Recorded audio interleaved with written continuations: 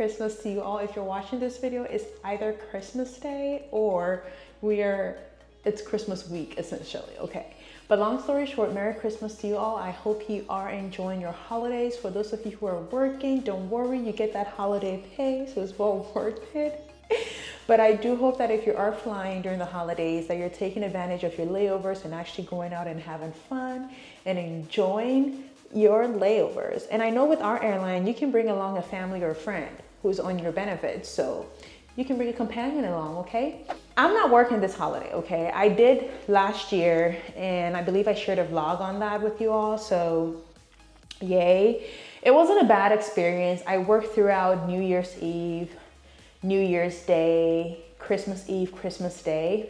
And as I've always said, I don't have any problem with working during the holidays. So definitely if you're out there working, we appreciate your support and all the effort that you're putting in to keep the operational needs running. We love you, we appreciate you. As you would see in the title or the thumbnail, and also my previous video, I did put in a base transfer request in November, and the results are in, y'all. Not the results are in. I did get an email response as to whether I got in or not. The video you would see before this, I spoke about the fact that I finally, at the last minute, decided to put in my transfer request for a base switch from Seattle to New York. And I decided to do it then because my airline was having a huge base transfer event, and I did not want to miss my opportunity of making the move, because if it's this big, then it means the opportunity of me being able to get in, right in, at the first attempt of requesting for the transfer would be greater. So that's why I decided to do it. And I decided at the very last minute to do it, y'all. Like, I promise you, I was not even thinking about it. When I saw the email about the event happen, I was like, oh, okay, this is cool. Because I know I have friends who are also trying to transfer bases. So it was a good deal, and happy for them. But I didn't even think about doing it for myself until like the very last minute. But as you saw in the last video, I did finally put in my request. I submitted it, and today we find out whether I got it or not. When I got on the line as a flight attendant, I was automatically awarded Seattle because I requested for it. It was part of the open bases at the time when I was about to go for training, and I requested for it and I got it. So this will be my second attempt to work at a different base.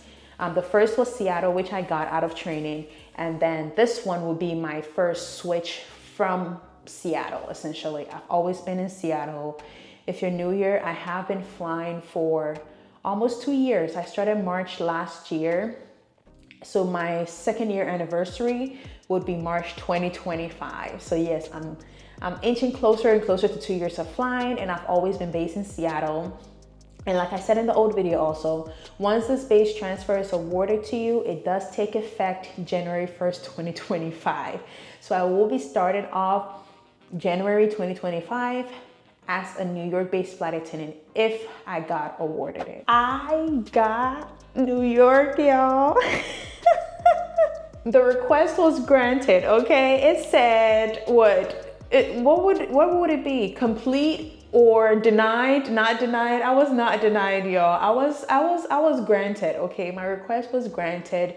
And I know if you look at my story, or if you've been following my journey, it seems, or at this point, it feels like everything that I want when it comes to this job just like falls in place.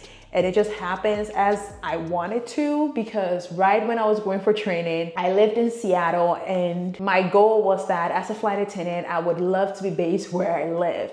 And even before I got in, or even before I went for the event day to get my CJO, I watched so many flight attendant videos where they would share that chances of you getting a base where you live is next to none. So accept the fact that you might have to commute.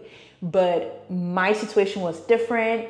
I lived in Seattle. Luckily for me, Seattle was a base that was open. I requested for that and I got awarded it. So I feel like everything, whenever I want it, I get it. And then in this case, I decided to do a base transfer. I've been talking about it for like almost a year now, since the start of this year. And now that I requested for it, I've been granted that too. So I will say that if you've been watching my journey or following my journey in any way, see it in two ways, right?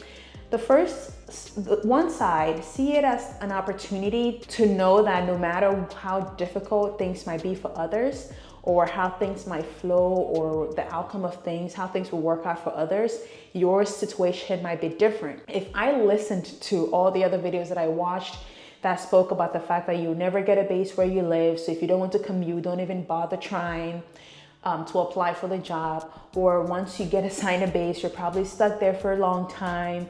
Like if I listened to all those things, I probably would not have moved forward with applying to do this job. But I heard all those things and I decided that I was willing to take that risk. Even if it ended up turning out that way, I was okay with it. So see my journey on one hand as the opportunity that you might have.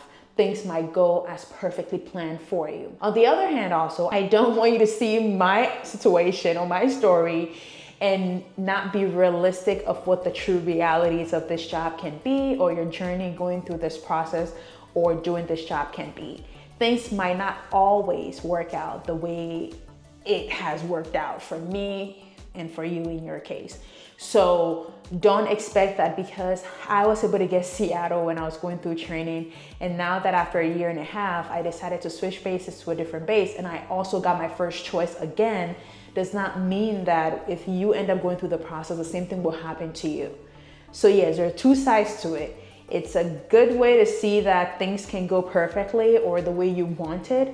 And on the other hand, also, I also don't want you to see my journey as a means to not being realistic as to what can go wrong or how imperfect things can be for you.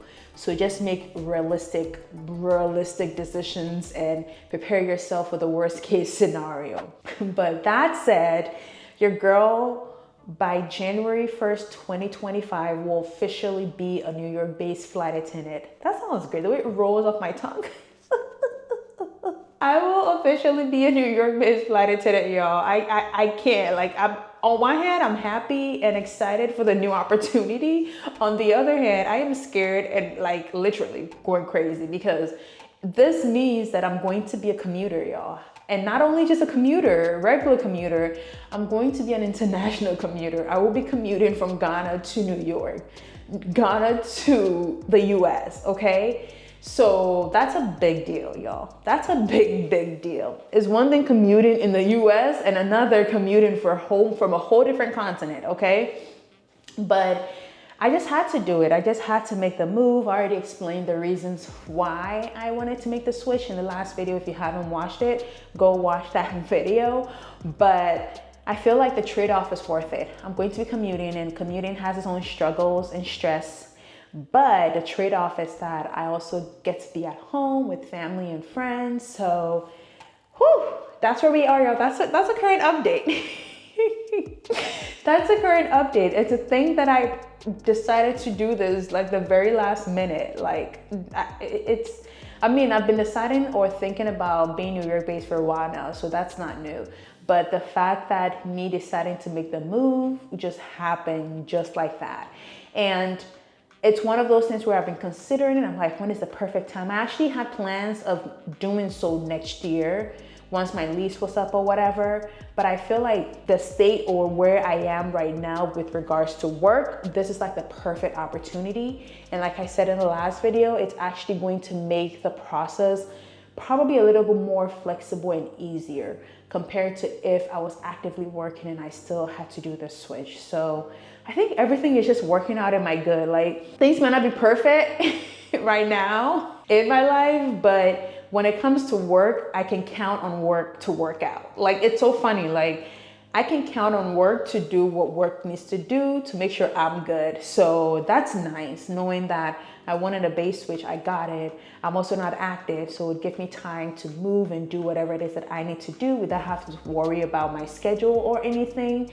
So work is doing what work needs to do to make sure I'm good. So we're grateful and thankful for that. But yes, for those who have followed me through my journey since when I got my CJO, when I went for training, got on the line for the first time, and just hitting my 1-year anniversary, this is the new update, y'all. Your girl is no longer a Seattle-based flight attendant.